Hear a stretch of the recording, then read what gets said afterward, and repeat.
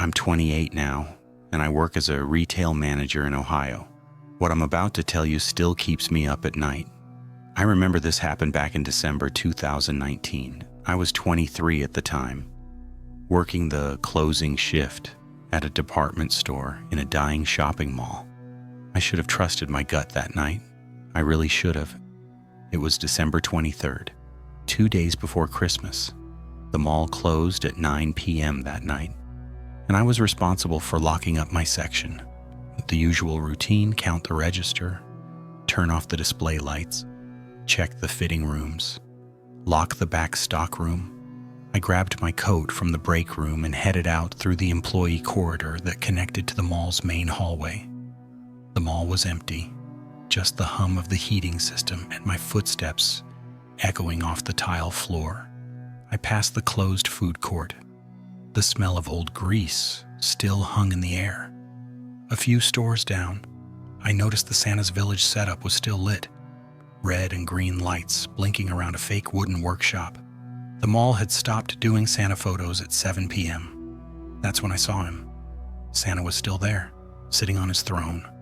Full costume, white beard, red suit. He was just sitting there in the dark, staring straight ahead.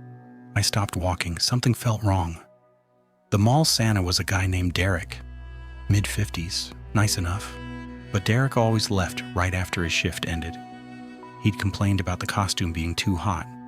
I called out, "Derek, you good?" No response. I walked closer. My shoes squeaked on the floor. As I got within 20 feet, I could see his hands. They were gripping the armrests of the chair tight. His knuckles were pale. "Derek?"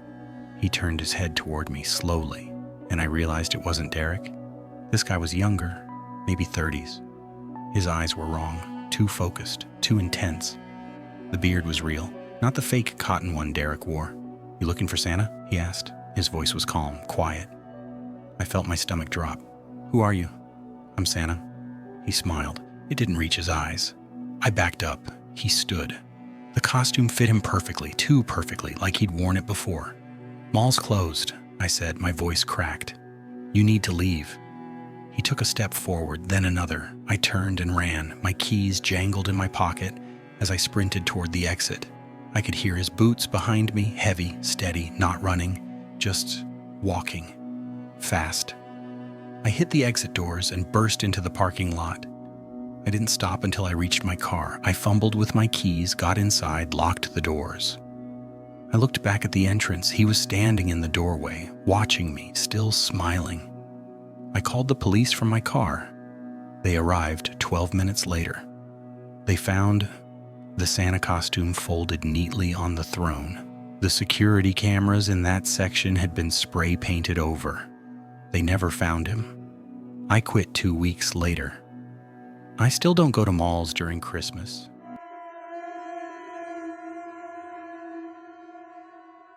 I'm 31 now, and I've never told anyone the full story of what happened that night. Not my family, not my friends. But I think about it every single Christmas Eve. Back in 2018, I was working as a package delivery driver in suburban Pennsylvania. What I saw in that house changed everything. The route was mostly residential, subdivisions with identical houses and inflatable lawn decorations. I'd been driving for 10 hours straight. My legs ached. I had 15 stops left. The sun had set around 5 p.m. and it was almost 8 now. I pulled up to a house on Maple Ridge Drive. Single-story ranch. No Christmas lights, no decorations, just a dim porch light. The package was a medium-sized box. I scanned it, grabbed it, and walked up the driveway. The porch was concrete, cracked in places. I set the box down and took a photo for confirmation. As I turned to leave, I noticed the front door was open, not wide open, just cracked, maybe 3 inches. I hesitated. I could hear a TV inside, canned laughter from a sitcom. I knocked. "Hello? Delivery?" No answer. I knocked again, louder this time. The door shifted slightly from the impact. It swung open another few inches. I could see into the living room now.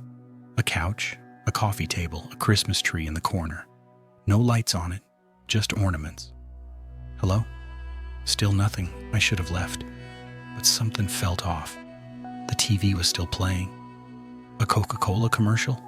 I could see the glow reflecting off the walls. I pushed the door open a bit more and stepped inside. Hello? Your package is here. That's when I smelled it.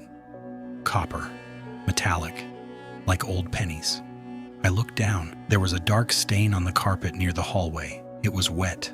Fresh. My chest tightened.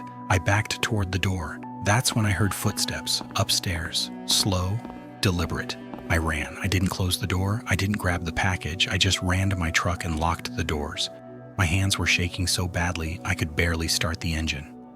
I called 911, gave them the address, told them what I saw. They told me to stay in my vehicle. I waited 20 minutes. 3 police cars arrived. They went inside with their guns drawn. They found a man in the upstairs bedroom. He'd broken in through a back window. He was wearing the homeowner's clothes. The homeowner wasn't there. They found him later. In the basement, he'd been stabbed. I didn't finish my route that night. I took 3 weeks off. I still deliver packages, but I never go inside anymore.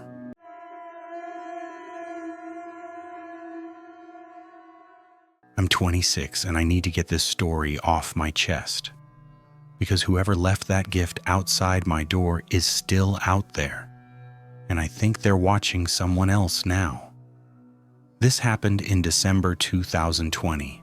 I was living alone in an apartment complex in Washington State. 2nd floor, 2-bedroom, nothing fancy. I had no idea someone had been studying me for weeks. Christmas was different that year. COVID restrictions, no family gatherings. I was spending the holiday by myself. I'd bought a small fake tree from Target and set it up in my living room. I had 3 days off work and planned to watch movies and drink hot chocolate.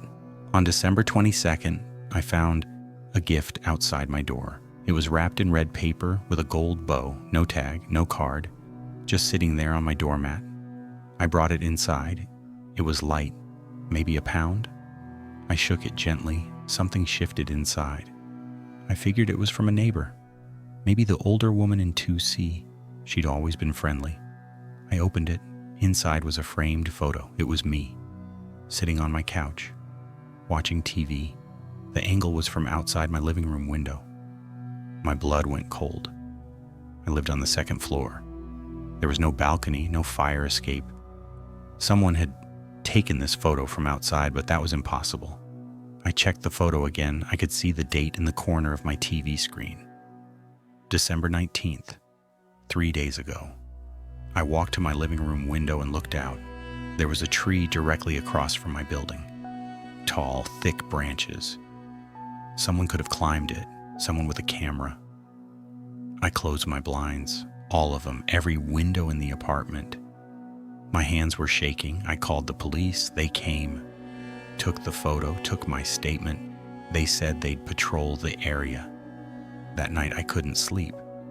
I lay in bed, staring at the ceiling. Around 2 a.m., I heard something, a scraping sound. Metal on metal. I got up and walked to my front door. I looked through the peephole. Someone was standing in the hallway, facing my door. They were wearing a Santa hat. I couldn't see their face. The hallway light was burned out, but I could see their outline. They were holding something, a box, wrapped in red paper. I didn't open the door. I called 911 again, whispered into the phone. The dispatcher told me to stay quiet and away from the door. The person stood there for 11 minutes. I timed it.